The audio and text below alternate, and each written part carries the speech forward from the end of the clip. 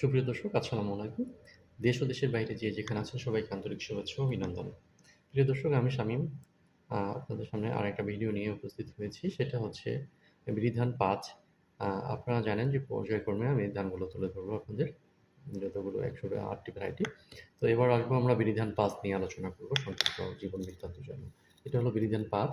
এই বিধিধান ৫ এর বৈশিষ্ট্যটুকু সংক্ষিপ্তভাবে আলোচনা করব। দেখেন, বিধিধান ৫ টা কতটা চিকন, মনে হচ্ছে যে পোলাও চাউলের মতো। কাছ থেকে দেখা যাচ্ছে। অ্যা দেখেন। আর এটার উম চাউলটা আমরা দেখব। চাউলটা দেখতে পেয়েছেন?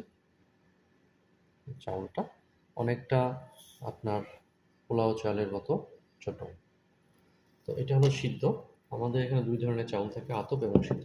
অনেকে আসলে এখানে ভিজিট করতে আসে, যার ফলে এগুলো রাখা হয়। আমার পিছনে এগুলো দেখতে পাচ্ছেন।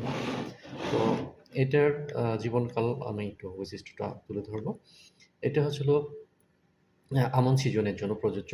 এটা আমন সিজনে লাগানো হয়। এটার উম আ গড়াই হচ্ছে ১৫০ দিনের মধ্যে আপনি ধানটা ঘরে তুলতে পারবেন।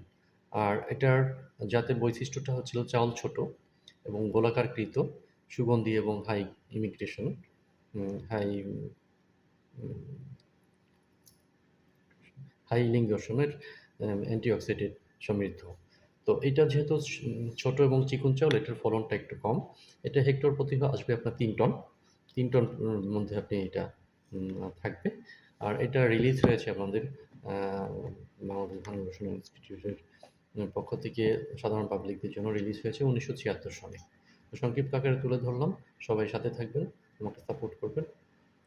কারো যদি কোনো প্রশ্ন থাকে তাহলে অবশ্যই কমেন্টে জানাবেন। সবাইকে ধন্যবাদ। আসসালামু আলাইকুম।